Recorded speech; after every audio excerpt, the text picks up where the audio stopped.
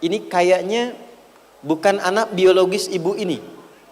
Karena kelihatannya ibunya itu taat, solihah, baik, anaknya agak unik.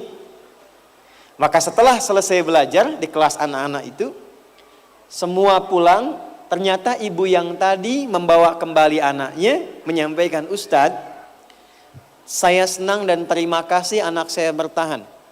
Biasanya kalau sudah masuk satu ruangan gak nyampe 5 menit, gurunya bawa lagi, ngantarkan lagi supaya dibawa pulang karena nggak kuat mendidiknya. Cuma 5 menit kurang. Kemudian tanpa saya tanya cerita setelah anaknya bermain lagi, sebetulnya anak itu kembar.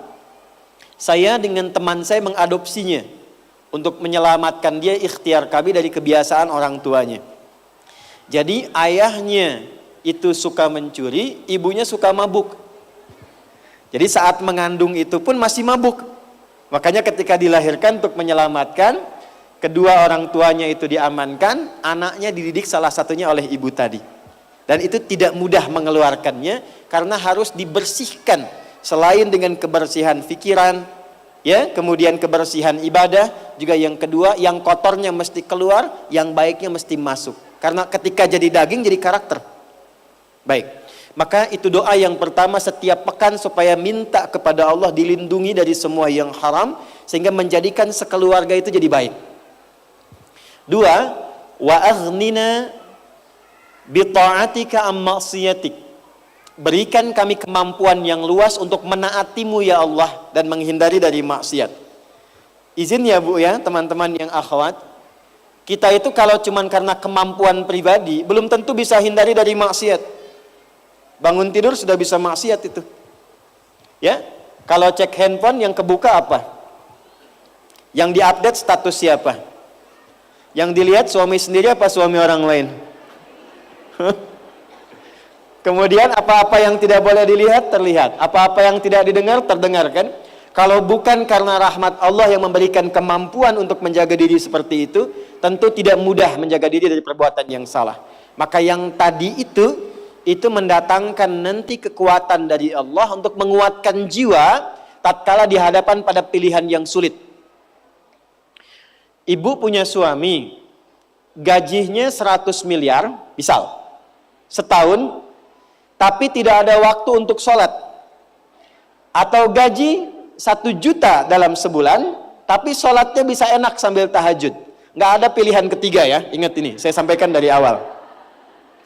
100 miliar setahun tapi nggak sholat, atau 1 juta sebulan enak sholat, pilih mana? Masa 1 juta tapi halus banget tuh ya. Itu nggak mudah loh, nggak mudah.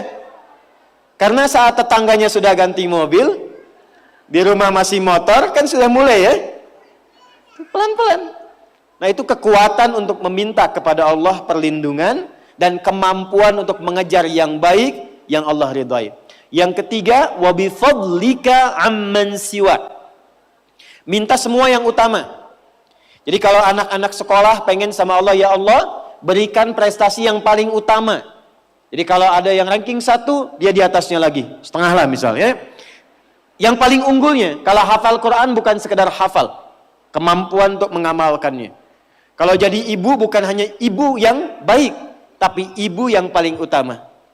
Dan di antara sekian ibu yang utama yang pernah berkehidupan di bumi, yang teragungnya adalah Sayyidah Khadijah radhiyallahu taala anha. Ini bagian kedua kita belajar, mungkin eventnya agak berbeda.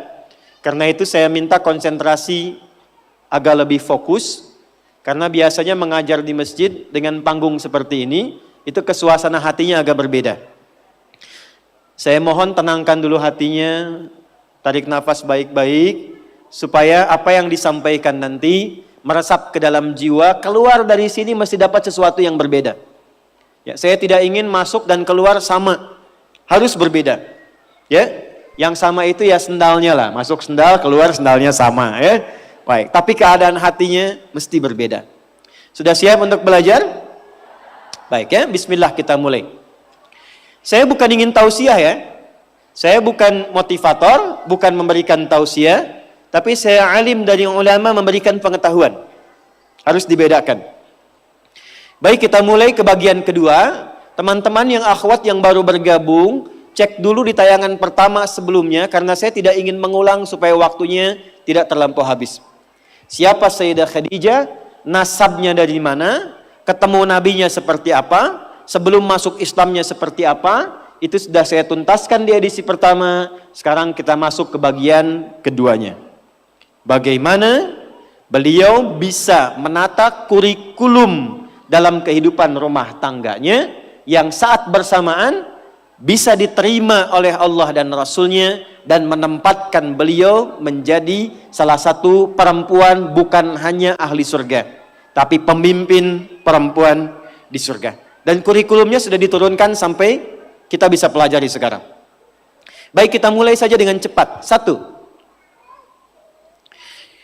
Setelah berumah tangga dengan Nabi Sallallahu Alaihi Wasallam, Sayyidah Khadijah tidak pernah merubah kebiasaannya. Dari yang pertama ini, apa itu? Beliau selalu menyesuaikan setiap aktivitasnya dengan visi dan agenda yang terukur. Jadi Sayyidah Khadijah itu, para ibu sekalian, itu diantara perempuan yang beraktivitasnya bukan apa adanya gitu. Kalau bahasa Koreanya, bukan engke kumaha, tapi kumaha engke gitu ya. Nanti bagaimana, bukan bagaimana nanti. Karena itu, dari sejak sebelum diutusnya Nabi, itu beliau sudah meriset, rajin bertanya. Sudah tahu akan ada Nabi diutus, maka beliau mengamati setiap aktivitas masyarakat yang kira-kira mendekati tanda-tanda kenabian itu. Itulah pada akhirnya beliau menemukan itu ada pada Nabi Muhammad SAW dan menjadikan itu sebagai bagian dari target pendamping kehidupannya. Makanya kemarin saya akhiri di sesi yang pertama tentang Sayyidah Khadijah, boleh sebetulnya perempuan itu ingin menentukan calon jodohnya itu bisa. Jadi tidak harus menunggu laki-laki dilamar. Ya, dia boleh bergerak ketika melihat ada yang kualifikasinya bagus. Dia bisa siapkan satu strategi lewat orang terdekat yang memungkinkan berta'aruf untuk dilamarkan. Itu bisa. Jadi kalau ibu melihat misalnya ada yang cocok dengan anaknya, ya, di tempat-tempat tertentu, laki-laki yang kualifikasinya bagus, jangan tunggu dia datang. Ibu berikan jalan supaya anaknya tersambung dengan dia. Itu fikih pertama Sayyidah Khadijah. Itu sudah tuntas saya sampaikan. Yang kedua, yang menarik begini. Setelah berumah tangga pun, ini yang indah. Maka yang dirumuskan oleh beliau pertama kali kurikulum akhiratnya. Prakteknya begini. Maaf, saya mau tanya sebentar ya. Saya mau tanya sebentar. Di akhirat siapa yang mau ke surga? Boleh angkat tangan. Oh ya, siap.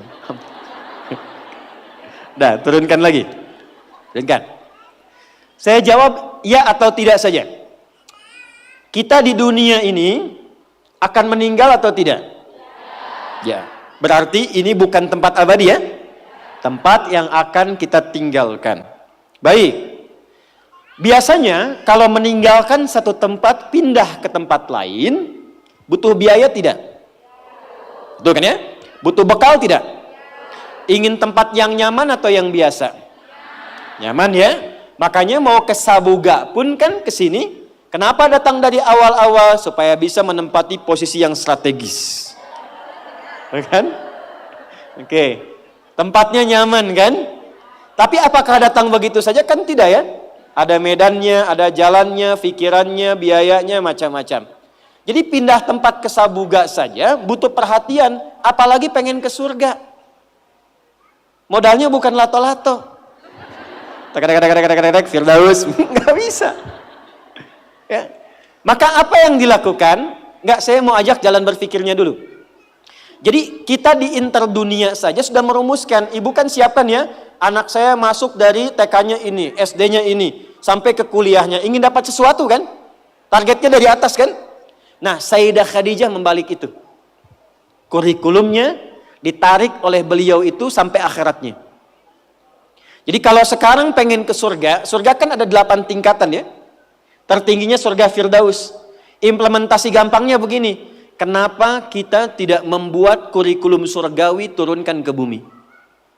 Siapa penghuni surga Firdaus itu? Turunkan kriterianya, bikin ke bumi. Nah, Sayyidah Khadijah itu nggak tanggung-tanggung membuat kurikulum tertinggi, bukan hanya menjadi pendamping Nabi di dunia, tapi juga pendamping Nabi di akhirat kelak. Karena itulah sejak menikah dengan Nabi, beliau sudah paham tugas suaminya apa, medan yang akan ditempuh bagaimana, maka beliau turunkan kurikulumnya dan disiapkan itu sebagai bekal mendampingi Rasulullah SAW. Itu satu. Makanya nggak pernah ada kejadian Nabi di luar rumah yang dialami, segelisah apapun, itu sampai ke rumah tuh jadi tenang, Bu. Dan itu cuma melihat wajah Sayyidah Khadijah saja. Bisa kebayang nggak, Bu? Di rumah suami gelisah, saya langsung pakai hadis saja ya. Hadis riwayat Al-Bukhari di kitab Bad'ul Wahyi, sampai hadis ke nomor 3 dari Jabir bin Abdullah radhiyallahu taala anhu. Nabi naik ke Gua Hira setelah periode Iqra, wahyunya ternyata siang-siang belum turun. Maka beliau putuskan turun dulu, pulang ke rumah. Ternyata di perjalanan ada suara manggil, Muhammad, Muhammad, Muhammad. Tengok kanan kosong, kiri kosong, belakang gak ada orang, lihat ke atas. Kata Nabi ada sosok besar seperti duduk antara langit dan bumi melihat Muhammad. Muhammad. Saya tanya ibu ya, Bu ya. Ibu keluar dari Sabuga siang-siang setelah pengajian. Bagian terakhir, begitu keluar ada yang manggil, "Ucu." "Ce." Naon ah. Tengok kanan kosong, kiri kosong, depan gak ada orang. Lihat ke atas, jubah putih, badan besar, rambut panjang, "Ucu." Kira-kira respon Anda bagaimana? Lari. Itu wajar. Makanya bahasa hadisnya, "Faru'ibtu minhu." Maka bulu kudukku naik, aku berjalan cepat-cepat pulang. Gelisah.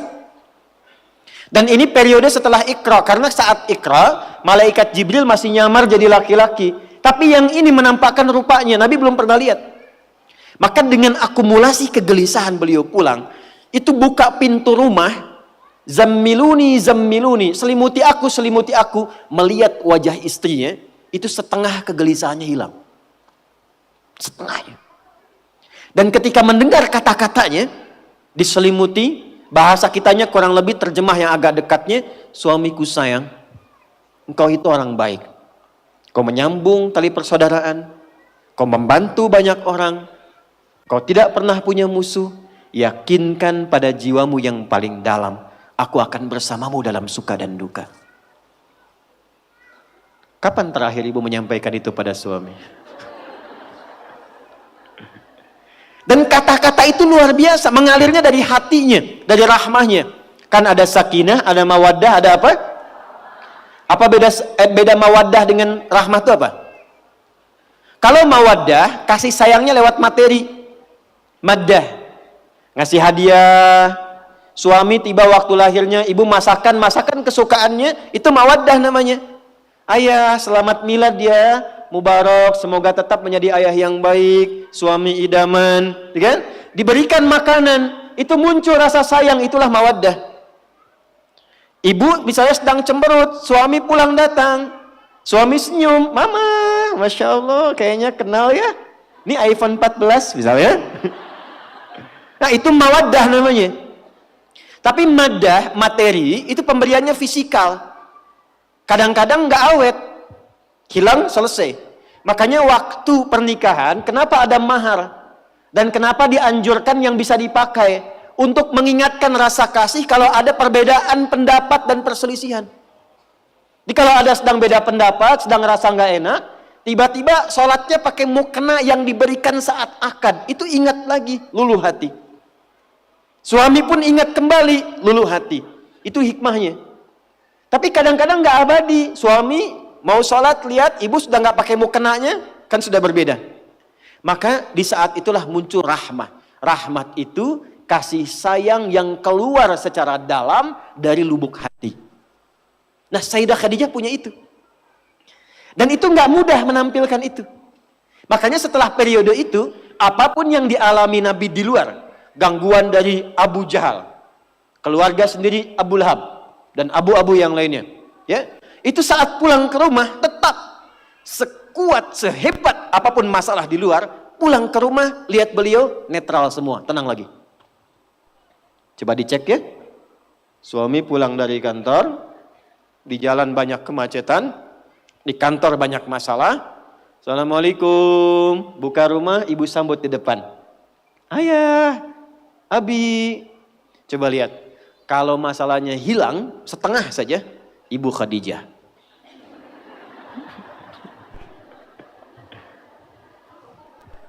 Tapi kalau kira-kira bertambah masalah, sudahlah, capek. Berarti ada kurikulum yang harus kita pelajari dulu. Jelas sampai sini? Belum kita mulai. Kan ini baru pengantar ya. Kalau sudah jelas saya tutup. Sudah jelas? Oh belum. Kita lanjutkan ya. Nah, sekarang bagaimana kurikulumnya? Kita agak cepat dulu, pelan-pelan.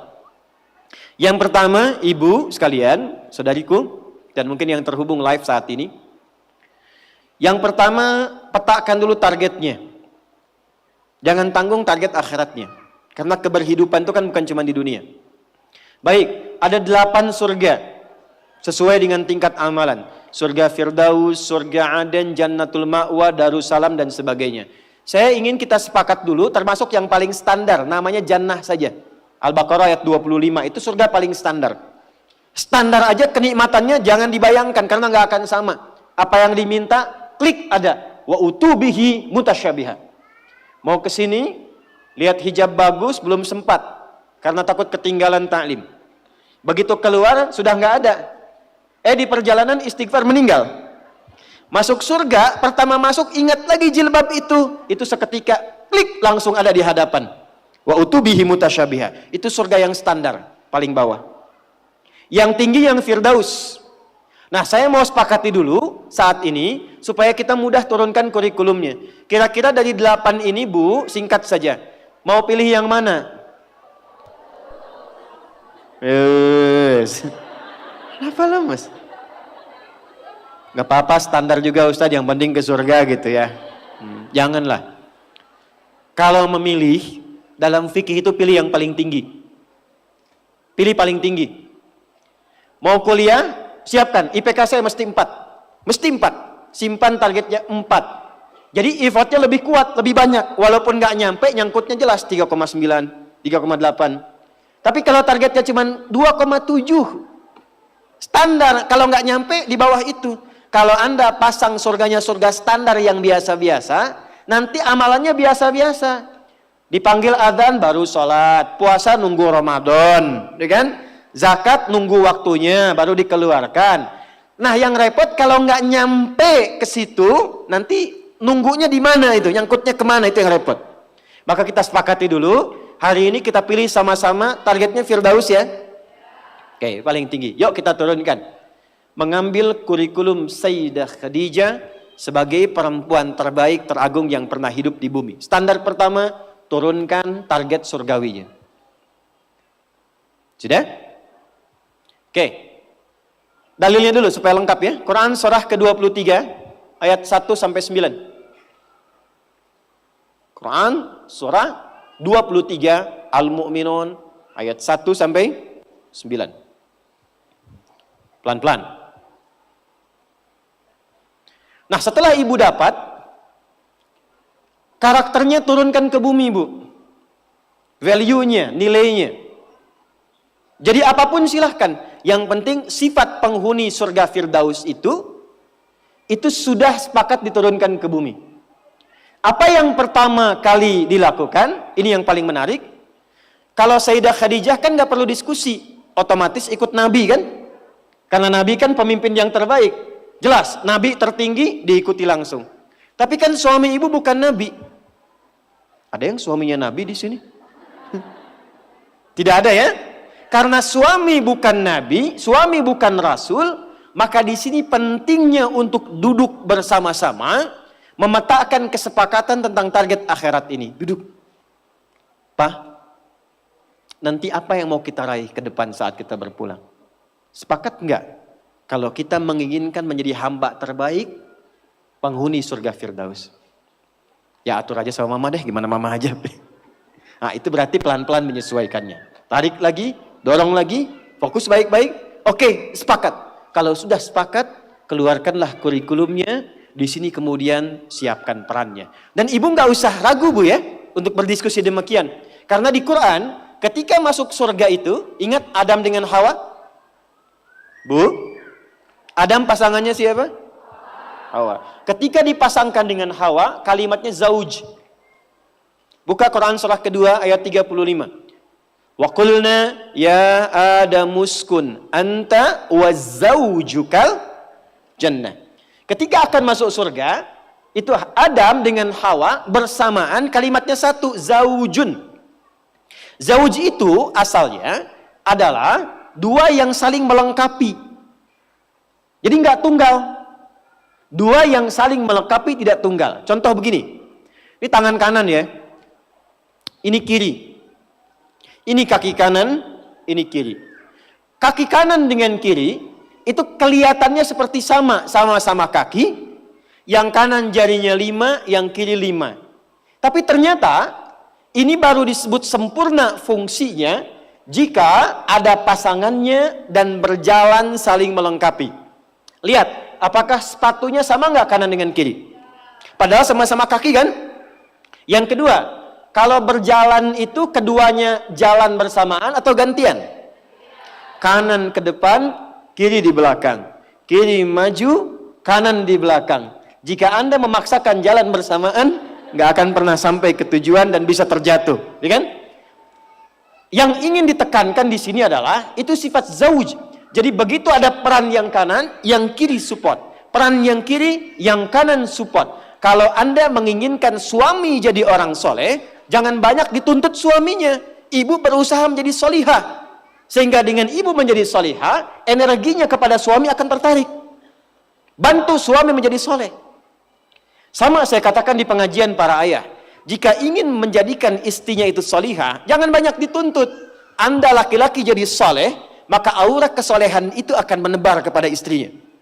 Maka disinilah penting, jangan ragu untuk diskusi, menyampaikan visi ke depan sepanjang ada nilai kebaikan, karena di titik ini antara suami dengan istri itu disatukan oleh Allah untuk saling melengkapi. Jadi kalau suami masih sibuk dengan pekerjaan, belum ingat akhirat, ibu perbaiki diri dulu. Itu caranya. Pantaskan diri dulu di hadapan Allah, sehingga Allah memberi kemampuan di lisan dan hatinya untuk bisa memberi pencerahan kepada suami. Kalau ibu belum memantaskan, nanti suami menganggap jaringan. Suami sibuk kerja, ibu baru hijrah. Nyampaikan ke suami, "Pak, sholatnya dijaga dong." Mama aja baru hijrah. Tapi kalau terus dipantaskan, terus dibaikan, didoakan, lalu kemudian ditarik, tidak diminta pun, dia pasti akan menyesuaikan diri. Secara singkat, bikin kurikulum yang sama, surga Firdaus. Sekarang turunkan kurikulumnya. Oke, pelan-pelan. Saya turunkan dari tugas fitrah perempuan dulu ya. 1. Kalau perempuan belum menikah, berarti statusnya apa? Anak. Pasti ada ibu kan? Kalau sudah menikah, statusnya apa? Istri. Kalau sudah punya anak, statusnya apa? Ibu. Punya cucu? Itu 1. Kalau cucunya 2, nenek. Dah. Lihat sini. Sekarang bagaimana kurikulum surga Firdaus membentuk fitrah perempuan dari status anak di rumah tangganya dulu sampai ke status paling tinggi. Yuk kita bacakan ayatnya. Quran surah 23 ayat 1-nya dulu pelan-pelan. Qad aflahal mu'minun. Sudah? Saya pernah sampaikan, perhatikan terjemahannya.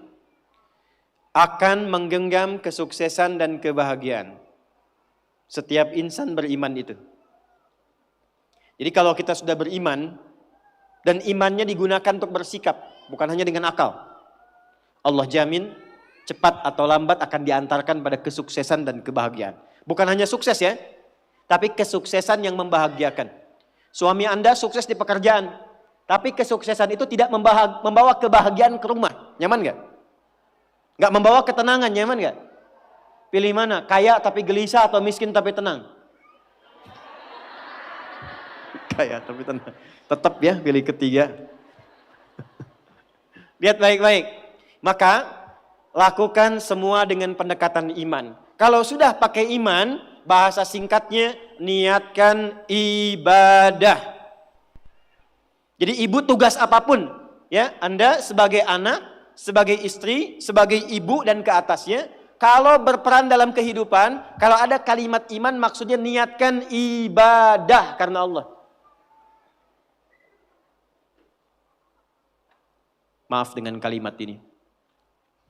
Ibu merawat anak, memandikan, menyekolahkan, menyayangi, memeluk sebelum tidur. Saya tanya, itu karena sayang, karena cinta, atau karena ibadah? Masa? Kalau ibadah itu pasti karena Allah. Kalau iman pasti karena Allah. Alladzina yu'minuna bil ghaib. Ini ada saya lihat anak-anak nih ya. Ibu tuh merawat, menggendong, mendidik dan sebagainya kepada anak karena sayang atau karena Allah? Apa standarnya? Standarnya ketika kita mengerjakan semua karena Allah, maka ukurannya semua yang dikerjakan akan dipastikan sesuai dengan ketentuan Allah. Di mana disekolahkan anak ibu? Jangan-jangan Anda mengatakan saya mendidik karena Allah, tapi Anda sekolahkan di tempat yang tidak pernah mengenal Allah. Di sekolahnya nggak ada pelajaran sholat, nggak ada baca Quran. Apa yang Anda berikan untuk anak Anda? Lihat pakaiannya. Katanya karena Allah, tapi dia menggunakan pakaian yang auratnya terbuka yang Allah nggak suka. Lihat mainannya. Apa yang ia kelola dengan mainan itu? Apakah mendekatkan pada Allah atau menjauhkan dari Allah? Lihat tayangannya. Apa yang dia tonton? Yang menjadi tuntunan dia dalam berkehidupan. Kalau ada anak kata-katanya kotor, ada anak perilakunya menyimpang, yang pertama dilakukan, jangan dulu pojokkan dan marahi anaknya, kembalikan kepada sikap orang tuanya. Istighfar dulu. Maka mulai hari ini, kalau Anda ingin mengikuti jejak Sayyidah Khadijah, mulai sekarang gerbangnya dibuka. Niatkan semua kegiatan karena Allah. Nah, apa yang harus dilakukan pertama kali untuk itu? Lanjut ayat keduanya. Alladzina hum fi salatihim khashi'un. Pelan-pelan. Kurikulum yang pertama dimulai dari salat. Saya ulangi, dimulai dari apa? Kata Allah, penghuni surga Firdaus itu terlihat yang pertama dari ciri salatnya, bukan sekedar menunaikan salat. Tapi dia mencoba untuk mendapatkan kekhusyuan dalam sholatnya. Pelan-pelan.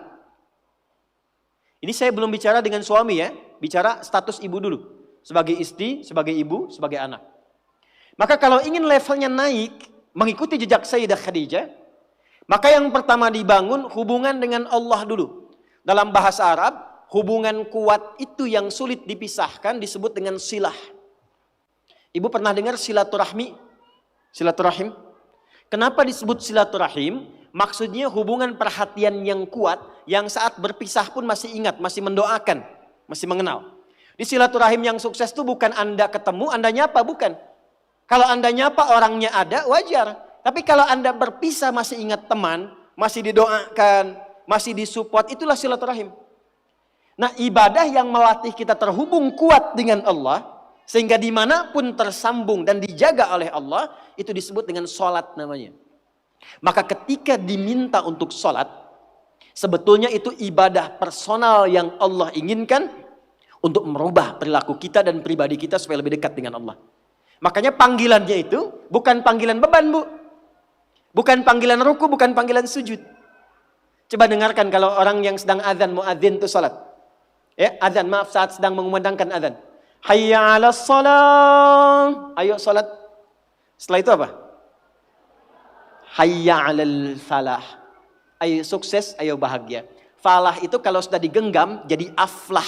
Orang yang menggenggam kesuksesan, kebahagiaan. Qad aflahal mu'minun. Orang beriman pasti menggenggam kesuksesan, kebahagiaan karena dia dekat dengan Allah. Punya Allah itu luar biasa. Saya kurang lebih sepekan lalu, saya ceramah di antara para dai-dai se-Indonesia dari 28 provinsi. Saya bilang teman-teman, yang kurang dari dai sekarang itu adalah rasa punya Allah. Sehingga dakwah yang disampaikan kadang-kadang terkontaminasi dengan materi dan duniawi. Pilih-pilih dalam berdakwah, tidak optimal dalam menyampaikan ilmu. Timbangannya kadang-kadang materi. Karena apa? Yang kurang adalah rasa keyakinan bahwa saya punya Allah. Itu kalau sudah rasanya saya punya Allah, semua masalah seberat apapun pasti kecil. Itu yang kurang, Bu. Karena semua diukurnya dengan materi. Oh, ini anak-anak mau sekolah, kurang ini. Malam kurang makan. Ini kurang kendaraan. Yang dirasakan kurang. Ukurannya apa? Materi. Tapi ketika orang mengatakan saya punya Allah dan Allah segalanya, maka setidaknya beban hidupnya akan berkurang dan semua apa yang akan dicari sesuai dengan kebutuhan. Maka saya kembalikan, kenapa yang pertama yang dilatih adalah sholat dan itu mutlak bagi seorang perempuan. Karena nanti curhatan terbesar ibu ketika menghadapi tantangan dalam rumah tangga, itu akan banyak persoalan-persoalan yang diringankan oleh Allah ketika ibu optimal dalam sholatnya. Contoh, tuliskan Quran surah ke-12 ayat 85. Ibu kenal Nabi Yakub? Ayah bilang kenal, saya pulang. Nabi Yakub bapaknya siapa? Nabi Yusuf alaihissalam. Ibu masih ingat Nabi Yusuf punya berapa saudara? 12 ya? Baik. Beliau anak yang keberapa? Anak yang ke-11 dari ibu yang ketiga. Adiknya Bunyamin. Secara singkat, Nabi Yusuf kemudian oleh saudara-saudaranya punya persoalan. Lalu berpisah dengan keluarga. Tapi yang paling menarik adalah bagaimana ayahnya bisa memendam perasaan berpuluh tahun yang beliau memang tahu ini perilaku anaknya. Tapi itu bisa dipendam dan dicurhatkan sepenuh hatinya, dituangkan sepenuh jiwanya, itu bukan kepada manusia. Bahasa Qur'annya, innama ashku bathi wa huzni ilallah. Saya kalau punya masalah, kata Nabi Yakub, curhatnya itu ke Allah. Dan itu menjadi sanad curhat. Nanti kalau ada lagi belajar dengan saya, kita bikin judul fikih curhat. Itu ada di Quran. Jadi ketika Anda mencurhatkan, kata Nabi Yakub alaihissalam, saya itu kalau curhat langsung sama pemberi solusi. Setiap kali saya curhat, bukan hanya diberi solusi, tapi Allah beri jalan sampai mengangkat derajat. Apa yang dilakukan Nabi Yakub itu? Kapan beliau curhatnya? Saat sholat. Makanya semua nabi, semua rasul, bahkan Sayyidah Maryam itu punya mihrab untuk sholat. Nabi Musa sholat, Quran surah ke-20 ayat ke-14. Nabi Isa sholat, Quran surah ke-19 ayat 31 sampai 33. Nabi Ismail sholat, bahkan minta keluarganya sholat, Quran surah ke-19 ayat 55. Nabi Zakaria saat minta keturunan sama Allah, padahal kata medis gak mungkin punya keturunan. Itu curhatnya saat sholat. Quran surah ketiga ayat 38 sampai 39. Nah, ibu jangan kira pekerjaan tugas di rumah tangga itu akan lebih ringan dibandingkan dengan laki-laki yang bekerja di luar rumah. Belum tentu. Belum tentu itu. Makanya amalan pertama yang dikuatkan, dibimbing oleh Nabi. Kenapa sholat? Karena setiap nanti ibu punya persoalan, maka Allah memberikan dua jalan. Imma memudahkan persoalannya sebelum diterima. Bukan gak punya masalah. Bu. Kalau dibanding ibu, masalah saya paling banyak. Karena masalah ibu pun dimintakan saya juga yang menyelesaikannya kan. Pertanyaan. Itu kalau kita jawab pakai, maaf sekali, pendekatan diri kita sendiri. Kemampuan, emosi, intelektual, capek. Apa yang menjadikan itu ringan?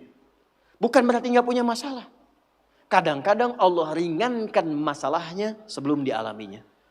Sehingga masalah yang serupa bagi orang berat, bagi dia ringan. Karena diringankan di awal. Ibu bersyukurlah, catat ini kalimat saya. Kalau ibu jaga sholat dengan baik, nanti saya tunjukkan yang pernah saya katakan minimal 40 rakaat saja. 40 rakaat. Kalau yang sholat fardu berapa? 17 ya. Subuh berapa? 2. Duhur 4, asar 4, maghrib, isya. Ingat rumusnya ya. Itu nomor telepon Allah, koneksinya 24434. Jumlah 17. Sisanya 23 di mana? 12-nya rawatib. Oke. 11-nya tahajud. Ibu jaga aja dulu ini yang 40 dan lihat apa yang terjadi setelah konsisten menunaikan itu. Sebulan aja dulu. Sebulan dulu. Lihat apa yang terjadi setelah itu. Maka nanti kalau sudah terkoneksi ke dalam jiwa, sudah enak sholatnya, itu yang disebut dengan khusyuk. Suasananya beda, Bu. Bukan ngejar selesai sholat, tapi menikmati setiap bacaan dan gerakan dalam sholat.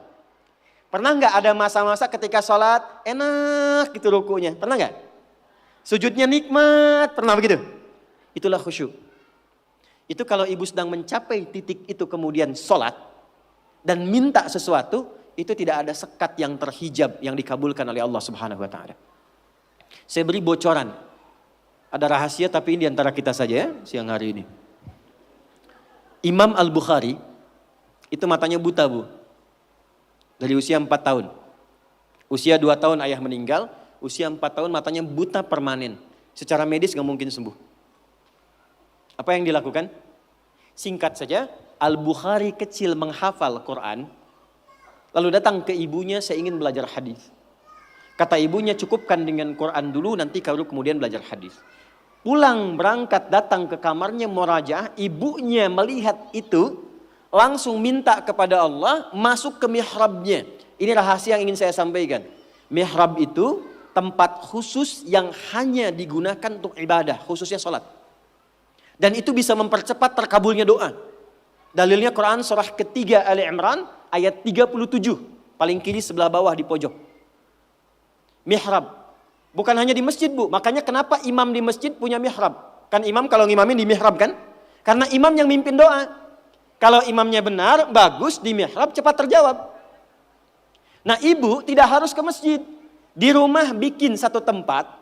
Kalau ada kamar bagus, kalau nggak ada pun bentangan sejadah aja. Saya dulu saat pulang pertama awal menikah, kita ngontrak dipetakan itu nikmat sekali. Ya, salah satu ibu jangan, saya tuh menikmati dimanapun kita tinggal. Saya awal menikah, Bu, dengan istri itu menikmati satu, ada kasur yang ukuran yang paling kecil apa ya? Yang kalau tidur cuma buat seorang gitu. Ada ya? Ya saya nggak hafal lah pokoknya itu ya. Jadi kalau saya pulang, kemudian istri saya bangun, Bu ya tidur katanya. Enggak, saya di lantai aja. Oh enggak katanya, saya gerah, saya yang di lantai. Tapi kami menyempatkan membuat satu hamparan sejadah untuk mihrab. Itu untuk berdoa aja, untuk sholat aja, dikhususkan untuk ibadah.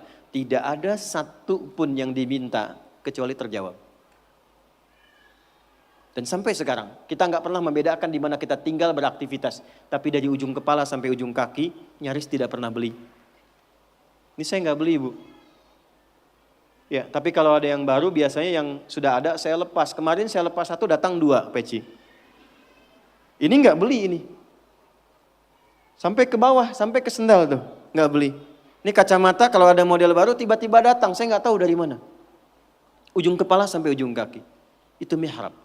Yang mau saya katakan, ibu jangan lihat saya. Allah berikan kesempatan yang sama untuk semua hamba. Curhatkan di situ, ibunda Imam Al-Bukhari masuk ke mihrabnya, sholat 2 rakaat.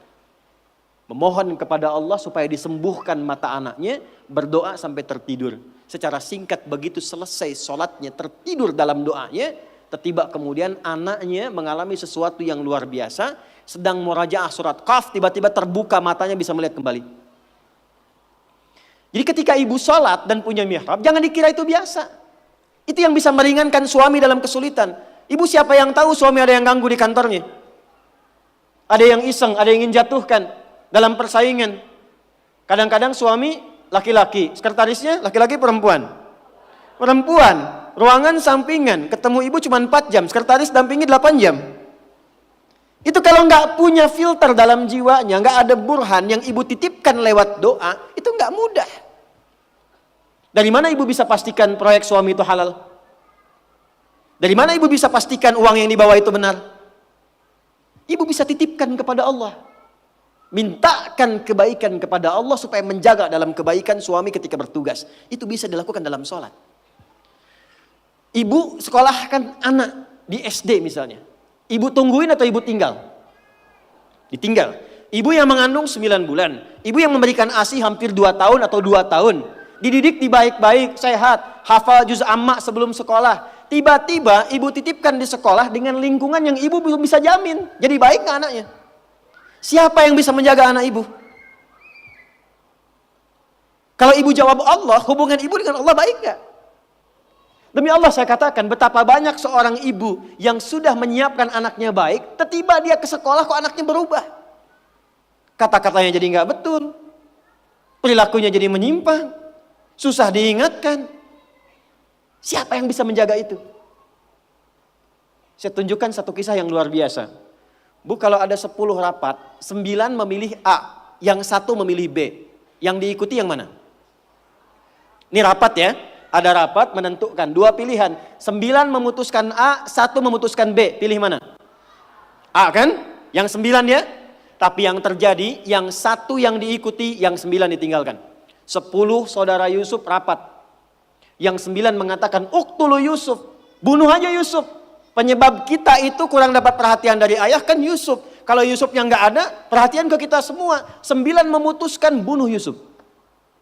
1 mengatakan, jangan dibunuh.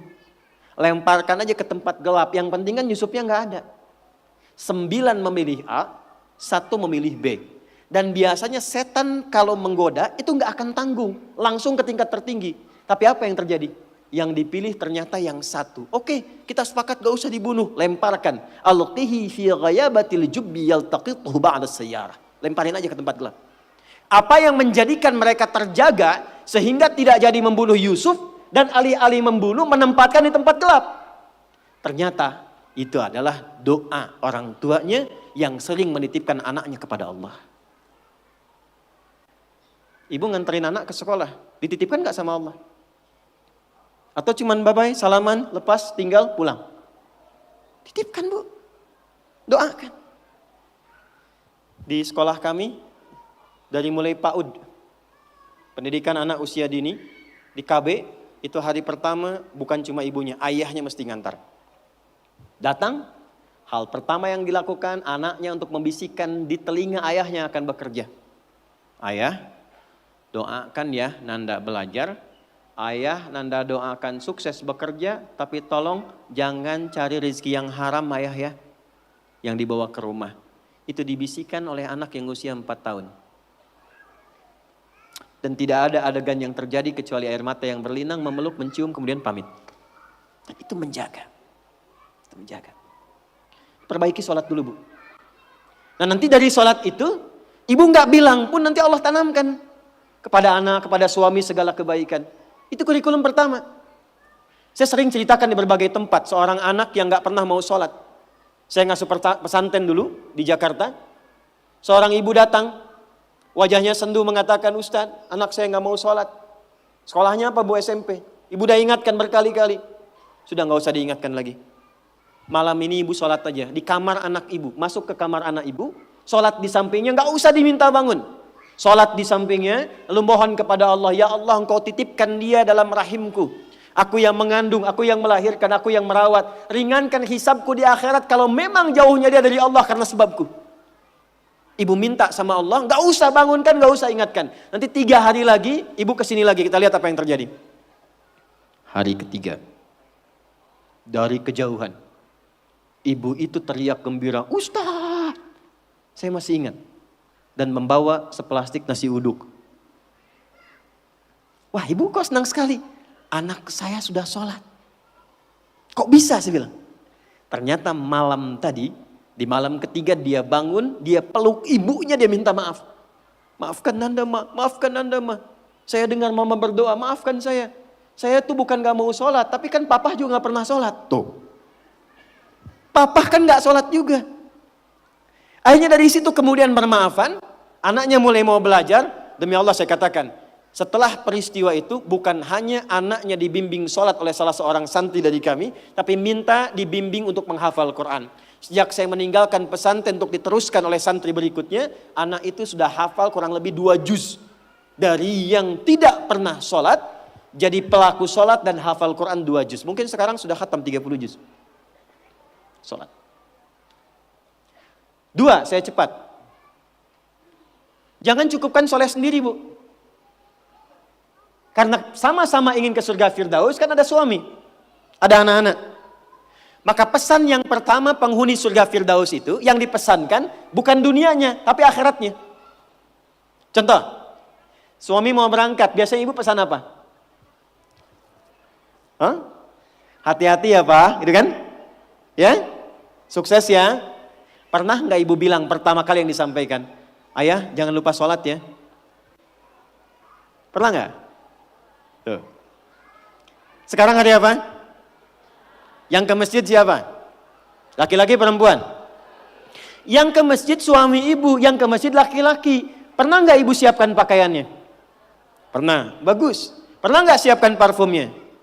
Bagus. Tapi pernah nggak ibu bisikkan di telinganya? Pak, nanti pas khatib duduk di antara dua khutbah, doakan rumah tangga kita samara sampai surga ya. Pernah nggak? Belum.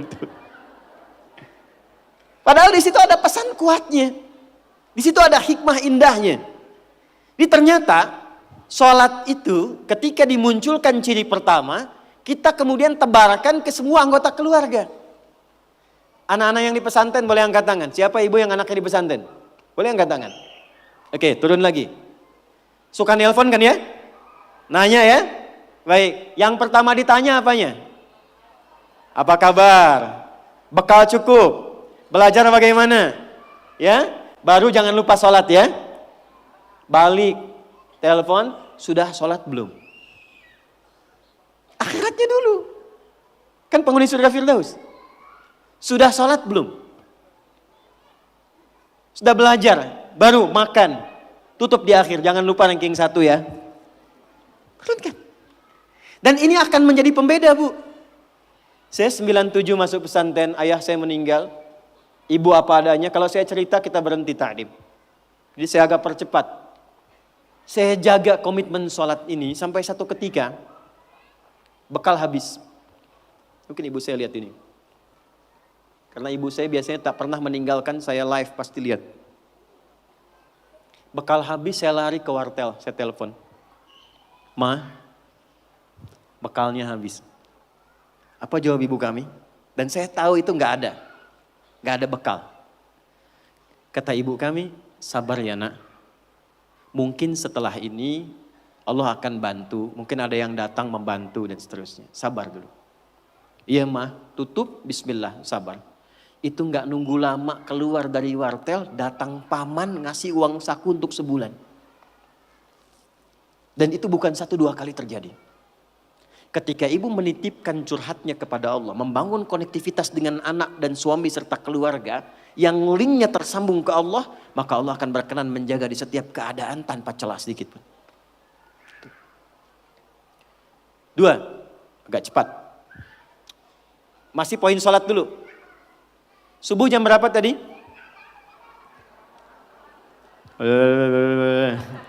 Subuh jam berapa? Ya paling gampang kan 4:30 gitu kan. 4:30-nya 4:30, 4:33 atau 4:35? 4:35, baik. Zuhur jam berapa? 12:05, 12:02, terjadi perbedaan pendapat, gak apa-apa tipis-tipis. Asar jam berapa?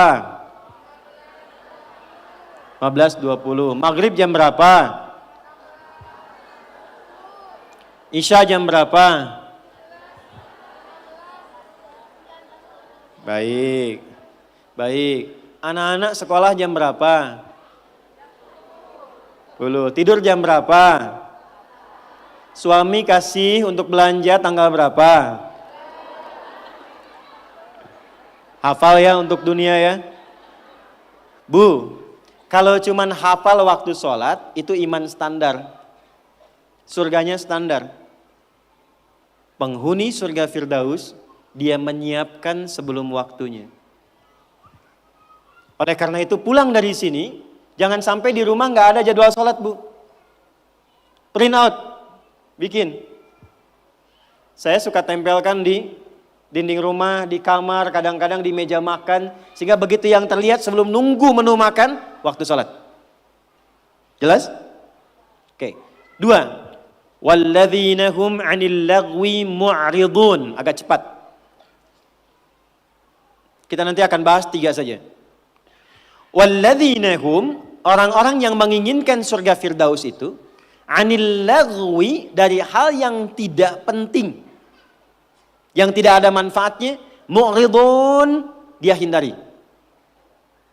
Saya ulang ya. Dari segala hal yang tidak bermanfaat, dia menghindarkan diri dari segala yang tidak penting. Jadi penghuni surga Firdaus itu orientasinya yang bermanfaat saja. Yang penting apa? Kalau ada pertemuan, manfaat gak? Penting gak? Ada kumpul-kumpul, penting gak? Ada pengajian, pengajiannya bermanfaat atau cuman kumpul-kumpul datang saja? Penghuni surga Firdaus, dia petakan semua kegiatannya dalam frame segala yang bermanfaat, segala yang penting saja. Sekarang mulai ibu evaluasi, bawa ke rumah. Dari ujung kepala sampai dengan ujung kaki. Mohon maaf sekali, pelan-pelan. Mohon maaf sekali. Cek ya. Cek. Coba agenda selama ini yang sudah dilakukan. Berapa kali lisan berkata yang tidak baik? Mata melihat yang tidak baik. Ibu punya agenda perkumpulan di mana saja? Anak-anak ditempatkan di tempat ngumpul di mana saja? Cek evaluasi semua, termasuk aktivitas suami, kira-kira bermanfaat gak untuk kehidupan? Dudukan semua itu, kemudian telaahi dengan baik, bikin kurikulum, maka mulai belajar, misalnya ambil target per bulan. Latihan dari lisan dulu. Sepakat semua keluarga. Pak, anak-anak, kita sebulan latihan berkata yang baik-baik ya. Kalau ada nggak sepakat, katakan dengan cara yang baik. Kalau melihat ingin bertutur, katakan dengan cara yang benar. Yang tak bermanfaat, jauhi. Ketemu teman dengan siapa? Suka belajar Al-Arba'in nggak? An-Nawawiyah. Lihat hadis nomor kedua. Ini info dari Umar, kata beliau, bainama nahnu julusun inda Rasulillah. Kami itu kalau duduk-duduk santai, yang dicari itu yang terbaik. Kalau masih ada nabi, nabi yang kami cari. Bayangkan, dalam duduk santai, yang ngobrol santai, yang kadang cerita, itu yang dicari orang baik. Kenapa? Karena orang baik itu kalau canda pun pasti ada manfaatnya. Kalau dia ngobrol ringan pun pasti ada maslahatnya. Sekarang coba, ketika ibu bertemu dengan teman, bikin pengajian, bikin tempat kumpul, kalau ingin masuk ke dalam golongan surga Firdaus, pastikan bukan hanya profesinya. Semua apa yang dikerjakan, nilainya berada pada nilai kebaikan. 3, agak cepat. Nanti setelah ini baru kita masuk ke Sayyidah Khadijah. Walladzina hum lizzakati fa'ilun. Ternyata penghuni surga Firdaus juga gemar berzakat. Gemar apa? Baik, zakat itu berapa persen dari harta? 2,5 minimalnya. Bisa nggak berzakat kalau nggak ada uangnya? Hah? Berarti perintah berzakat sekaligus perintah untuk mencari materi kan? Supaya bisa zakat kan? Makanya dalam Islam nggak dilarang. Silahkan suami mencari nafkah, bekerja, ibu punya bakat bisa jualan. Sayyidah Khadijah jualan nggak? Pedagang nggak? Sukses nggak? Bukan cuma sukses, sangat sukses. Hasilnya luar biasa. Nanti kita cerita. Tapi yang ingin saya katakan, ibu kalau sekarang bikin hijab face misalnya, ada yang bikin kerudung, bikin kue, bikin macam-macam, itu nggak dilarang, silahkan. Sepanjang tidak mengabaikan tugas pokok yang ada di rumah yang melekat kepada ibu. Silahkan. Tapi niatkan tujuannya untuk apa? Niatkan tujuannya untuk mengabdi kepada Allah supaya bisa zakat. Ini saya tanya nih, ini yang di luar nih banyak yang jual hijab dan sebagainya. Termasuk teman-teman yang mungkin punya kreativitas. Ada yang di makanan, ada yang di macam-macam. Saya mau tanya, itu berdagang itu supaya untung atau supaya ibadah? Hah? Untung nggak dilarang, tapi kalau supaya untung masih dunia. Kalau ibu, ini saya kasih rumus ya, ibu meniatkan aktivitas dagangnya, niaganya, itu diniatkan sebagai ibadah untuk memenuhi zakat saja, maka yang paling dahsyat, Allah akan percepat kemampuan untuk mendapatkan itu. Karena hadisnya jelas, innamal a'malu biapa? Niat. Begitu niatnya untuk zakat, dapat tuh. Ya Allah, saya sudah sholat maksimal, saya sudah berdoa, mohon selama hidup ya Allah berikan kesempatan untuk zakat. Gak usah banyak-banyak ya Allah, 25 juta aja supaya bisa zakat. Zakat berapa persen? Begitu ibu minta 25 juta, Allah kasih 1 miliar. Kan 2,5% dari 1 miliar berapa? 5 juta. Jadi betapa orang penghuni surga Firdaus itu semua yang dilihat tuh pakai iman. Jadi semua yang dikerjakan, maaf ya, bekerjanya karena iman tuh ibadah, berdagangnya supaya bisa zakat, sekolahnya supaya pintar, dengan pintar bisa mendekat kepada Allah. Ini adik-adik yang kuliah di sini. Anda kuliah supaya dapat ijazah, dapat nilai, atau karena Allah? Itu ada babnya sendiri. Terakhir, kita gabungkan ketiganya. Saya ulang, kita gabungkan ketiganya. Uang sudah dapat. Awas ya, ini untuk pribadi dulu. Dibawa ke rumah. Ibu olah. Biasanya harta suami pun kan diberikan juga ke ibu ya. Sehingga ada adigio mengatakan, harta saya, harta suami, harta. Oke, sekarang bawa Bu, pelan-pelan ya. Mohon maaf nanti dengan kata-kata saya ini, karena kita kan mencoba menata lebih baik. Dan jangan mengecilkan orang lain. Ibu bawa pulang ke rumah. Maka kebutuhan pokok pertama kan untuk pemenuhan kebutuhan dalam kehidupan rumah tangga. Tarik ke pribadi. 1, untuk pakaian misalnya. Karena kita sekarang menaikkan level seperti Sayyidah Khadijah. Berpakaian yang bukan hanya pantas. Tapi Allah sukai dan menjadi support untuk suami. Maka perhatikan pakaiannya. Apakah cara berpakaiannya dan koleksi pakaian yang sudah dikumpulkan itu betul-betul menunjukkan pakaian yang disenangi oleh Allah. Contoh, perempuan berjilbab atau tidak? Saya ulang, berjilbab atau tidak syariatnya? Yang sudah berjilbab pertahankan, yang belum kita bantu, doakan, terangkan tentang keutamaan keistimewaan jilbab. Saya berikan rahasia besar di sini karena ini tentang hijab face. Ternyata saking pentingnya jilbab itu, bukan hanya di dunia, di alam kubur pun ketika meninggal, kain kafan perempuan ditambah 1. Yang laki-laki nggak punya. Apa itu? Kerudungnya. Saking pentingnya. Jadi ketika dalam kehidupan dunianya pun misalnya belum mengenakan sepenuhnya, itu saat pulangnya mesti dipakaikan kerudungnya dalam kafannya.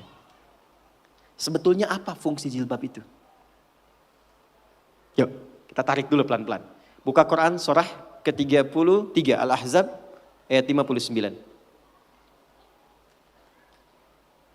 Nanti setelah itu saya tarik kepada suami untuk mensupport. Surah ke-33 Al-Ahzab ayat 59. Ada ayatnya, ya ayyuhan nabiyyu qul li azwajika wa banatika wa nisa'il mu'minin. Ada? Yudnina min jalabibihinna. Dzalika adna an yu'rafna fala yu'dzain. Ada? Asalnya Bu, sebelum ayat ini turun, itu masih ada yang berkerudung, masih ada yang tidak berjilbab. Biasa saja. Tapi tiba-tiba ada kejadian.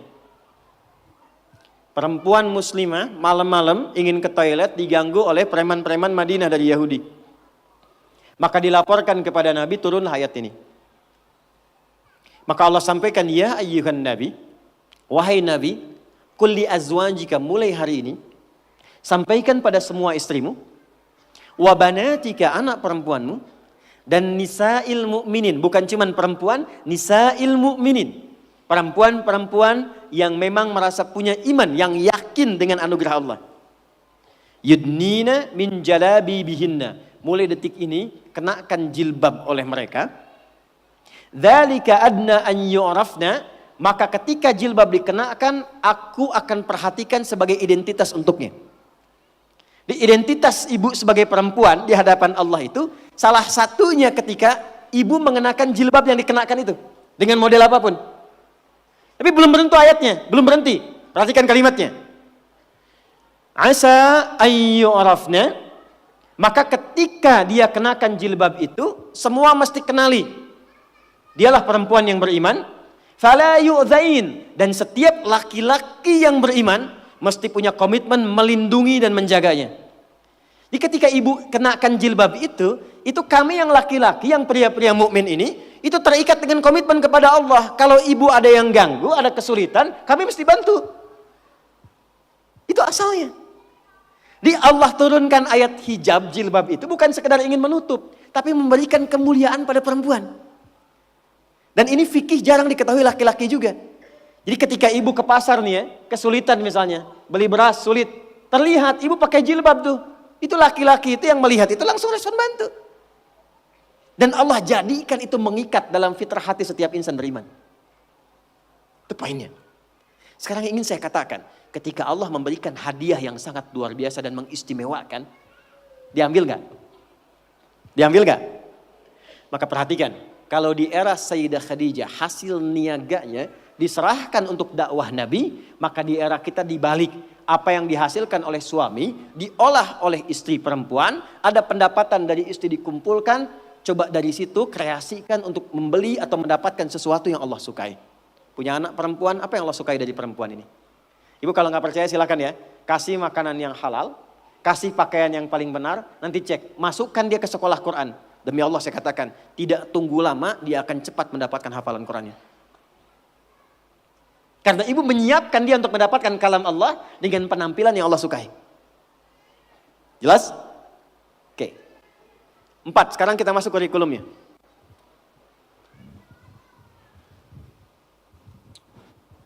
Apa kebiasaan Sayyidah Khadijah? Sudah? Yang pertama, beliau menyempurnakan tugas di rumah tangga yang tidak membebani Nabi ketika pulang. Saya ulang, beliau menyempurnakan tugas di rumah tangga yang tidak membebani Nabi ketika pulang. Bu, kita menghargai semua perkembangan pengetahuan, teknologi, peradaban dan sebagainya. Tapi ibu jangan sampai lemah dalam satu hal ini. Demi Allah saya katakan, apresiasi tertinggi dari Allah kepada seorang perempuan yang telah berumah tangga, ternyata bukan profesi dunianya. Tapi ketika ibu bisa optimal menjadi seorang ibu dengan semua tugasnya. Kalau belum menikah jadi seorang anak dengan tugasnya. Kalau menikah belum punya anak jadi seorang istri dengan tugasnya. Nanti saya turutkan hadis-hadisnya. Jadi ibu itu ke surga, maaf ya, kalau nanti masuk dengan izin Allah misalnya, tingkat tertingginya itu bukan karena misalnya aktif mendampingi kegiatan di luar. Bukan karena aktif punya kegiatan banyak dengan teman-teman, bukan. Yang paling utama itu di rumah, anak bagaimana. Sehingga ketika suami pulang, dia membawa satu hasil dari kegiatannya, dalam lelahnya dia menikmati candanya yang telah menyelesaikannya istrinya. Itu bu, setiap apa yang dikerjakan kalau benar demikian, perhatikan hadisnya di At-Tirmidzi. Idza shallatil mar'atu salataha wa shamat shamaha wa hafizat farjaha qila laha yaumal qiyamati udkhulil jannata min haitsu syi'ti. Kalau ada seorang perempuan enggak pernah salat sunnah, cuma salat fardu saja. Enggak pernah puasa sunnah, puasanya Ramadan saja. Dia menaati pada suaminya, menjaga kehormatan keluarganya. Dia menempatkan tugas di rumah sebagai tugas utamanya. Maka apa yang terjadi? Qila laha yaumal qiyamati, dikatakan kepada perempuan ini saat kembali kepada Allah di yaumil hisab, udkhulil jannata min haitsu syi'ti. Cepat langsung masuk surga dari pintu mana saja yang kamu kehendaki. Enggak ada hisab. Sekarang ibu enggak dilarang, silakan. Pengajian banyakin, optimalkan. Tapi dengan pengajian itu balik bawa ilmunya kepada anak. Kalau perlu aja. Kegiatan di luar silahkan. Tapi jangan sampai, maaf, ibu aktif di luar, tapi anak ibu dititipkan pada orang lain. Sehingga dia mendapatkan karakter dari perawatnya, bukan dari ibunya. Jadi wajar kalau dia nggak kenal ibunya. Wajar kalau nggak akrab. Wajar kalau dia mencari jati diri di luar. Karena dia nggak kenal ibunya. Nanti kalau saya dengan ayah, saya bicara fikih ayah. Sehebat-hebatnya ayah, sesibuk-sibuknya di luar, itu di Quran selalu dialognya anak dengan ayah, nggak pernah dengan ibu. Ibu pernah dengar misalnya ada dialog ibu dengan anak di Quran? Nggak ada. Selalu ayah, anak. Kenapa? Karena fungsi ibu itu sudah di rumah yang paling utamanya. Maksud fungsi di rumah itu adalah capaian dengan anaknya optimal. Kasih sayangnya, curhatnya diterima, perawatannya, candanya. Kenapa banyak dialog dengan ayah di Quran? Karena ayah kesibukan banyak di luar. Jangan sampai karena sibuknya itu lupa dengan keluarga di rumah. Karena ternyata yang ditunggu anak itu adalah sosok orang tuanya. Nah sekarang sudah ayahnya sibuk, ibu ikutan sibuk. Apakah salah? Tidak. Salah itu ketika ibunya sibuk, anaknya tidak mendapatkan orang tuanya. Itu problemnya. Dan itu banyak ditemukan sekarang. Ibu silahkan, mau sebanyak apa sih mau dikumpulkan? Bangga kalau statusnya bisa diupdate. Bangga kalau sudah banyak penampilan bisa dirubah. Ibu nggak khawatir kalau anaknya mencari perhatian di luar. Ibu nggak pernah bahkan sempat menyapanya. Cuman ketemu, berangkat, tidur, ketemu lagi. Lalu apa yang mau dicari dari apa yang dikumpulkan itu?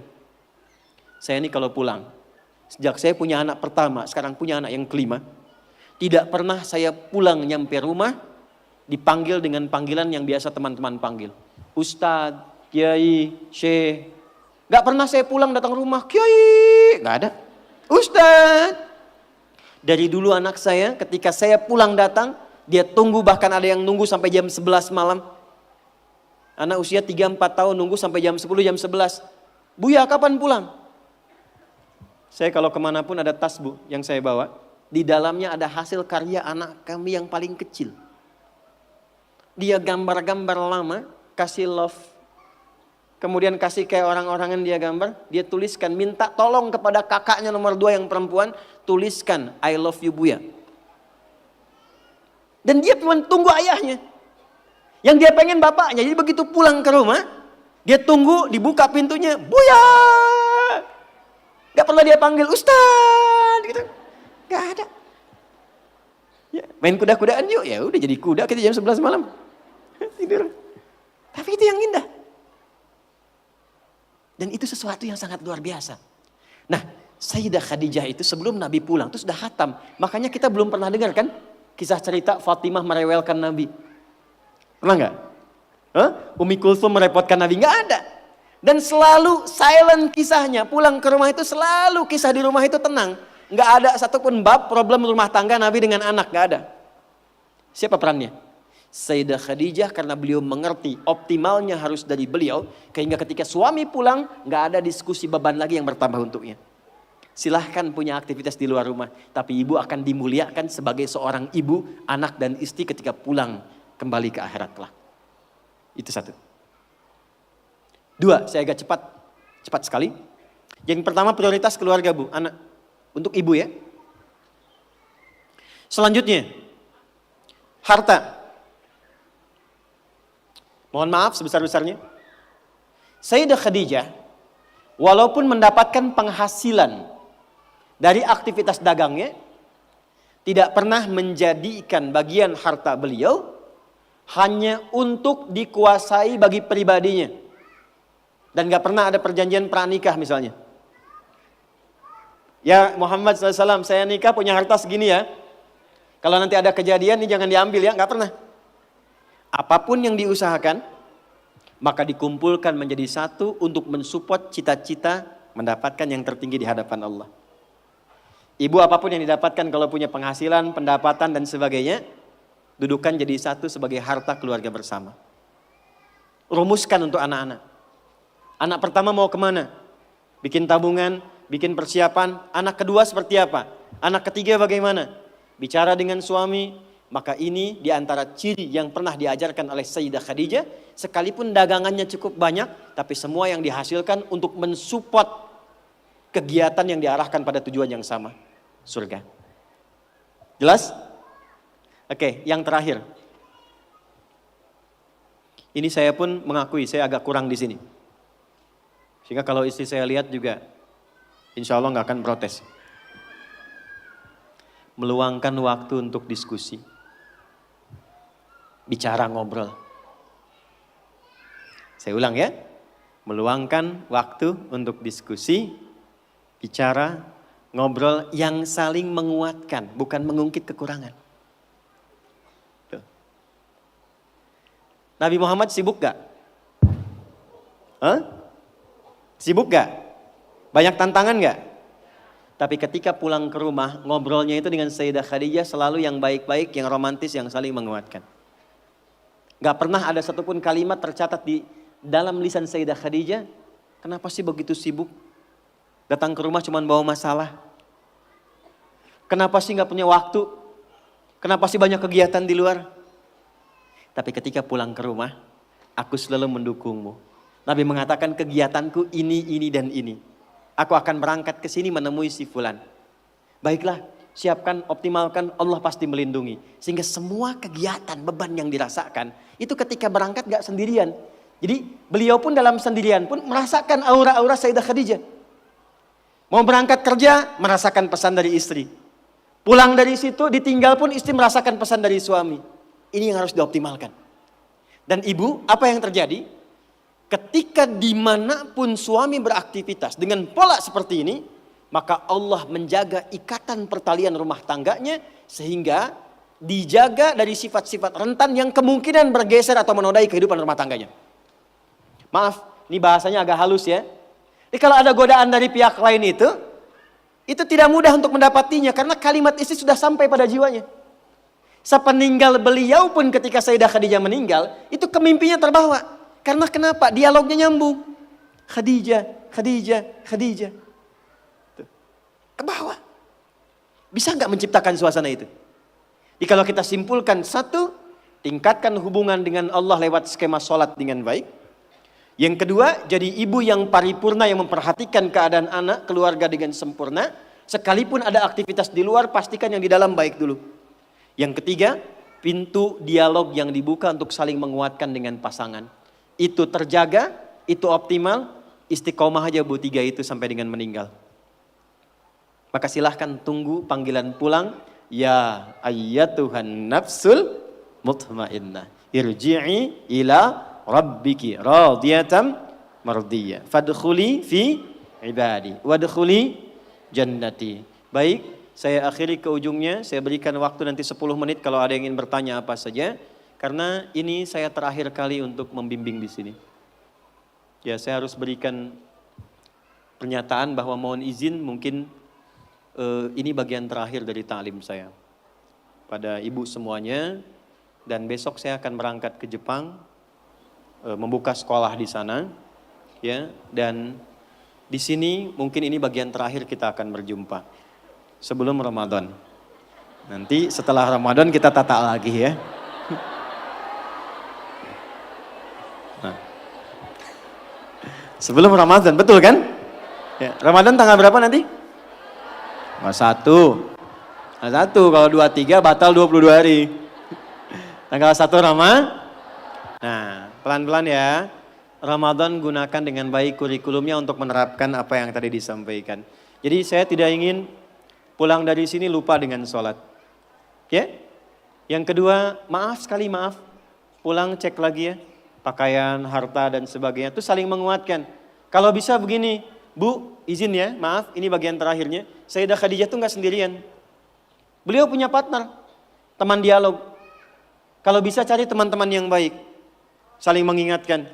Ya, bikin saf yang baik, saling menguatkan, saling mengingatkan pada yang dicintai oleh Allah Subhanahu wa taala. Jadi, saya simpulkan 3, sholat jaga. Yang kedua, kondisi di rumah dijaga dengan baik. Pastikan semua apa yang dicintai oleh Allah itu yang kita gunakan, perangkat, pakaian, makanan yang masuk, tugas yang paling optimal. Dan yang ketiga, selalu punya visi ke depan yang baik yang didialogkan untuk dengan suaminya masing-masing. Maaf, ibu sekarang yang punya anak-anak, segera siapkan anak itu ke depan mau jadi apa. Ibu yang rencanakan itu Sayyidah Khadijah begitu. Ya, ini si anak nomor 1 ahli apa, kedua apa, ketiga apa, dialog dengan suami, terangkan kepada anak, ajak jalan ke tempat-tempat itu untuk motivasi. Itu poinnya. Kalau ini dilakukan sampai akhir kehidupan, mudah-mudahan dalam nuansa yang singkat ini Allah berikan keberkahan pada kita semua insyaallah. Baik, paham? Jelas? Ada pertanyaan silakan. Cepat saja, 1. Ya, boleh 1 dulu, silakan. Cepat saja. Boleh pinjam mic-nya? Ya, 1. Boleh terkait dengan tema atau di luar topik, boleh dengan cepat. Bismillahirrahmanirrahim. Izin bertanya Ustadz, Okay. Terkait seorang muslimah yang memang dia belum menikah. Nah, ingin menjaga ifah dan izahnya Ustadz. Terus melihat juga zaman sekarang yang semakin canggih, maju melesat dengan cepat, sehingga emang kadang susah gitu mengimbangi, apalagi seorang muslimah yang sering dia teh ke bawah-bawah dengan lingkungannya yang enggak baik gitu. Ustaz, bagaimana cara mengimbangi kita agar di samping kita bisa menjaga ifah dan izah, kita juga dapat melatih kreativitas kita untuk mengikuti perkembangan zaman. Ustadz, terima kasih.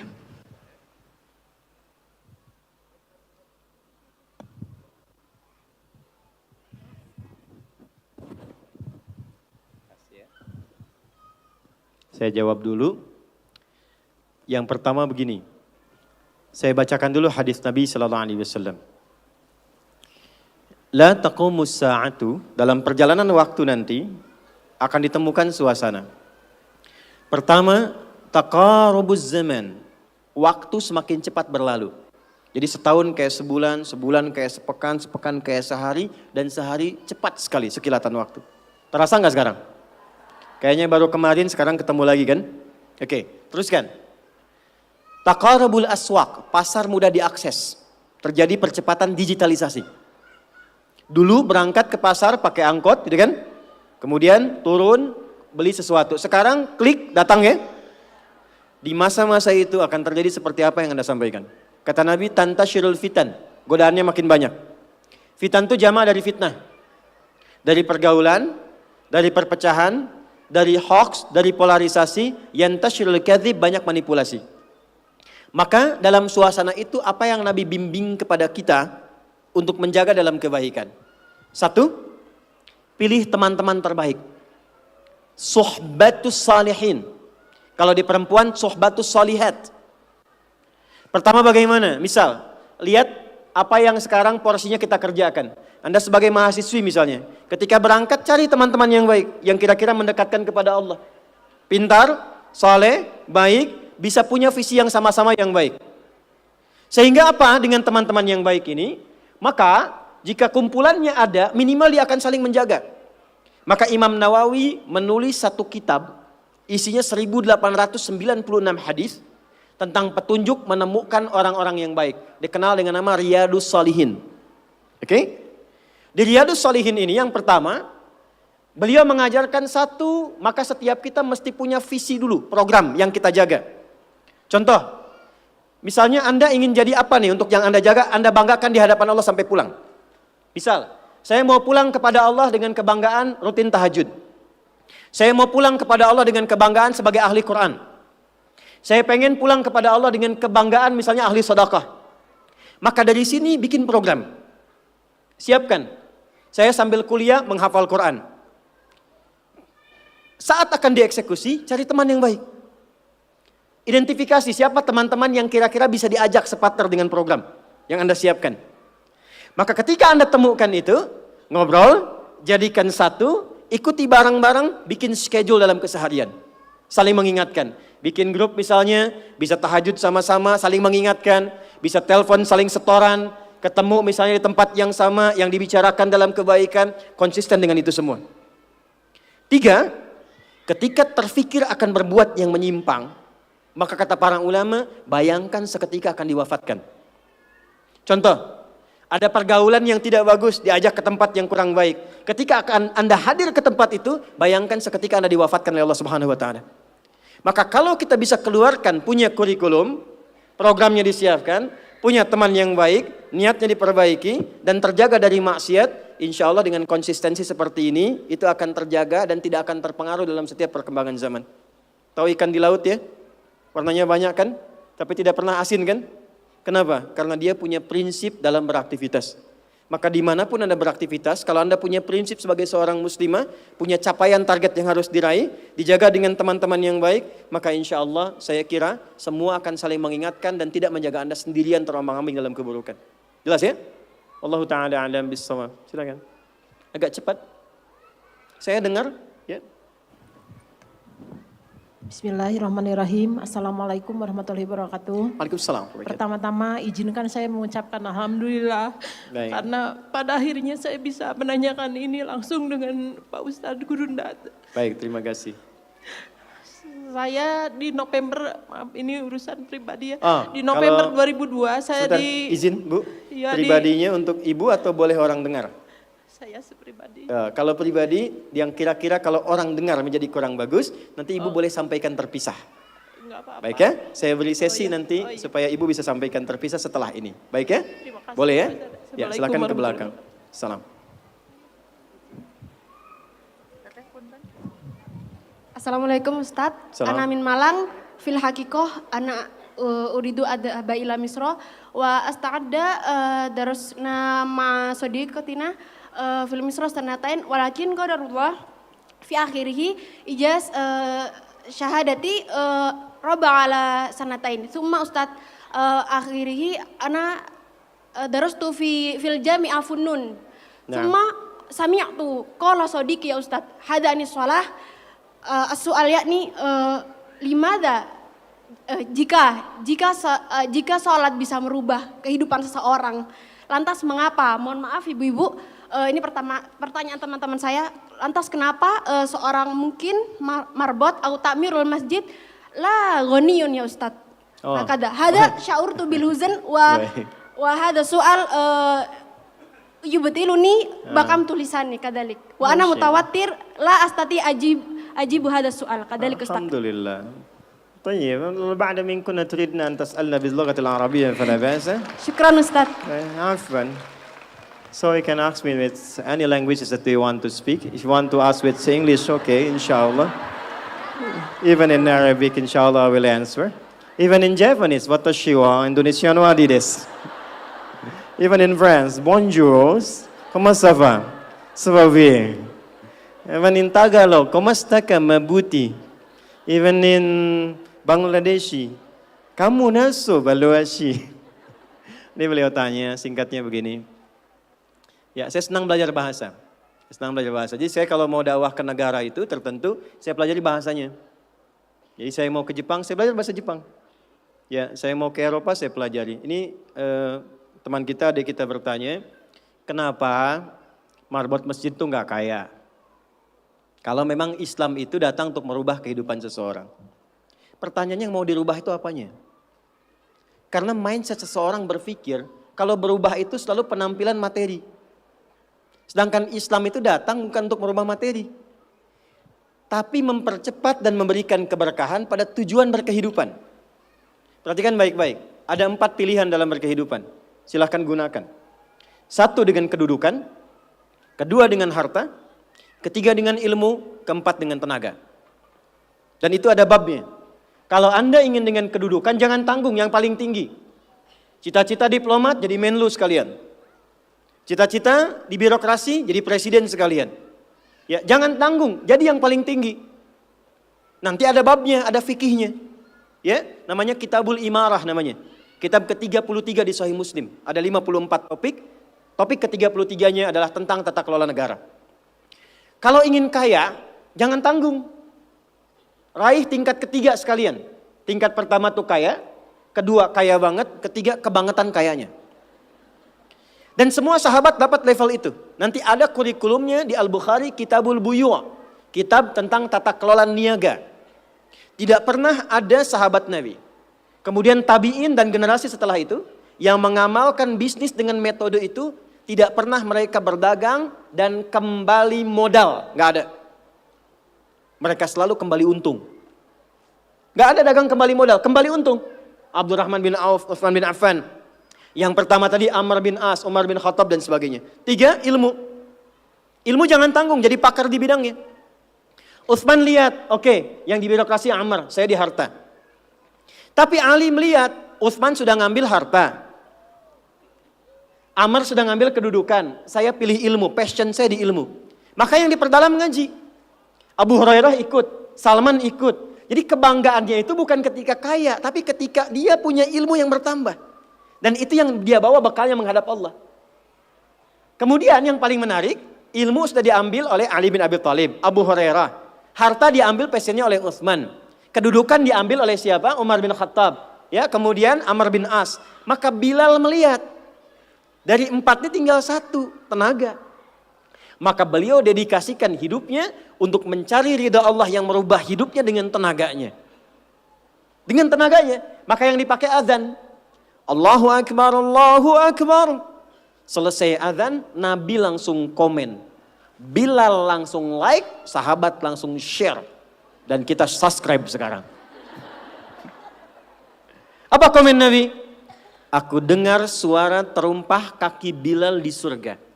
Bilal ketika mendengar itu, Adzan aja udah komen saya ke surga. Ngapain lagi saya kerja harta seperti Utsman? Secukupnya yang ada, yang penting saya jaga, meninggal masuk surga.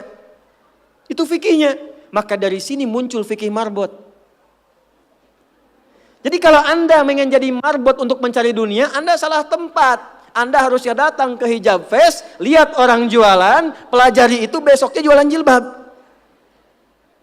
Kalau Anda ingin menjadi seorang ilmuwan, salah kalau jadi marbot. Belajar, datangi pengajian, pelajari dengan baik. Saya Bu gini-gini juga, saya senang riset, senang belajar. Kalau saya sedang kosong, artinya tidak mengajar, saya ajak keluarga ke toko buku. Saya sampai sekarang masih belajar fisika Bu. Kimia saya belajar. Saya masih ngitung, proton, elektron ini kemana, ini senyawa, ini unsur, ini apa. Ya, besi misalnya rumusnya verum, F besar, E kecil. Atomnya itu nomornya 26, ada isotop 55, 56, 57, 59. Yang paling stabil itu isotop 57, surah 57 ayat 25 sampai 26, surah besi kan? Gitu. Saya sampai riset. Energi potensial, EP sama dengan M dikalikan G dikalikan dengan H.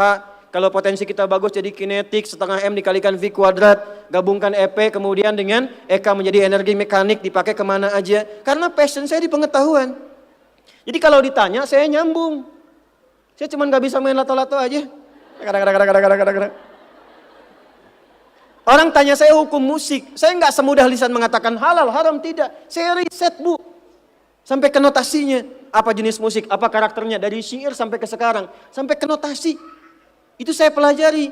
C, D, F, G, B, C, G, F, G, D, F, G, D, F, G, A, B, C, D, A, B, C, D, F, G, A, F, G, A, B, C, D, E, B, C, D, F, G, A, B, F, G, A, B, C, D, A, B, C, D, A, B, C, D. Apakah saya bisa main musik? Tidak. Saya nggak terlalu suka. Main piano nggak bisa, gitar nggak bisa, karena gelombang kami di Quran beda. Tapi untuk memberikan hukum saya riset. Saya tahu ini lagunya fulan, fulana. Kita bisa berikan hukum. Ya? Kalau kita tahu passion kita bisa milih pertahankan untuk pulang, jadikan itu sebagai istiqomah jalan pulang kita. Jadi kalau Anda pengen sukses, ukurannya duniawi, jangan jadi marbot. Nanti kotak infak hilang semua. Marbot itu pilihan, fikih sanadnya ke Bilal. Saya punya murid-murid yang belajar khusus tingkatan S1 sampai S3. Kami berikan beasiswa, nanti sebentar lagi dibuka untuk yang perempuan. Itu yang ngajarnya semua pakai sanad. Jadi azan aja ada sanadnya sampai ke Nabi. Semua hadis pakai sanadnya. Jadi itu jawabannya. Untuk menjadi marbot, perubahan yang dihadirkan dalam Islam, tinjauannya tidak selalu materi. Maka apa yang dipilih itu? Kalau sudah dipilih, maka jaga konsisten sampai pulang. Nanti menjaga konsisten itu babnya 9 lagi tingkatannya. Untuk konsisten. Konsis 1, konsis 2, konsis 3, konsis 4. Sampai konsis 10. I think that's all. I share the ideas. أنا أعتقد هذا الذي يعني أستطيع أن أجيب لك. فانظر الوقت إلى قبيل العصر. عصر الساعة كام؟ الساعة كام العصر؟ Oh maaf, jam berapa asar? Sudah masuk? Karena sudah, kita harus praktek. Jangan sampai kita ngobrol, kita diskusi, kita belajar, tapi prakteknya kosong. Kita berdoa dulu, saya yakin banyak pertanyaan yang akan disampaikan, lain waktu kita bisa sajikan. Kita berdoa, mudah-mudahan doa kita dikabulkan oleh Allah Subhanahu wa Ta'ala. Tadi yang bertanya 2 orang ya? Masing-masing saya kasih hadiah 1 juta rupiah ya? Baik. Yang lain tawakal aja ya.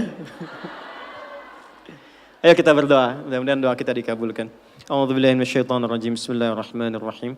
Allahumma nushalli wa nusallimu ala habibikal karim rasulikal mustafa al-amin sayyidina Muhammadin wa ala alihi wa sahbihi ajma'in. Allahumma rabbana la tada' lana fi maqamina hadha fi kulli maqamin dhanban illa ghafartah. Ya Allah, jika ada pendosa di ruangan ini atau sekitarannya, jangan biarkan ia meninggalkan tempat ini kecuali Engkau ampuni segala dosa-dosanya. Allahumma wala hamban illa farajtah. Jika ada yang tengah merasakan kegelisahan di ruangan ini, jangan biarkan ia pulang kecuali Engkau telah tenangkan keadaan hatinya. Allahumma wala asiran illa yassartah. Jika ada yang tengah mengalami kesulitan dalam hidupnya, mohon dengan segala keikhlasannya ia belajar. Mohon ya Allah ringankan dan hilangkan segala kesulitannya. Allahumma ja'al jamana hadha jam'an marhumah wa tafarruqana min ba'dihi tafarruqan ma'sumah. Ya Allah, Mohon jadikan pertemuan kami saat ini pertemuan yang mengeratkan kebaikan dan mendekatkan kami denganmu. Dan bila pun kami mesti berpisah, jadikan perpisahan kami yang meratkan silaturahim dalam kebaikan yang Engkau sukai. Allahumma ja'alna min ibadikal muttaqin as-salihin. Ya Allah, jadikan kami termasuk hamba-hamba yang Engkau nilai soleh dan takwa dalam pandanganmu. Waj'alna min ibadikal ladzina nuhibbu ya Allah Rasulullah sallallahu alaihi wasallam min ummatihi salihin. Dan jadikan kami termasuk pecinta Rasulullah, umatnya yang soleh yang ditunggu oleh beliau di telaga Firdausnya. Rabbana atina fid dunya hasanah wa fil akhirati hasanatan wa qina adzabannar. Wa sallallahu ala sayyidina Muhammad wa ala alihi wa sahbihi ajma'in. Wa akhiru da'wana subhanakallahumma wa bihamdika nashhadu an la ilaha illa anta nastaghfiruka wa natubu ilaik. Walhamdulillahi rabbil alamin. Teman-teman, para akhwat, ibu, setelah Ramadan, di luar kegiatan SAF Muslimah, saya kasih berita baik. Saya akan bikin kurikulum tentang perempuan dalam Al-Quran dan Hadis. Nanti kita akan bikin kelas-kelas khusus yang kalau ibu mau ikut, kelasnya namanya kelas ibu rumah tangga. Ada 5 kelas dan itu gratis, nggak ada biaya, ibu bisa tersambung. Nanti kita infokan setelah Ramadan insya Allah. Terima kasih, semoga semuanya sehat dan berkah. Jangan lupa sholat ya. Assalamualaikum warahmatullahi wabarakatuh.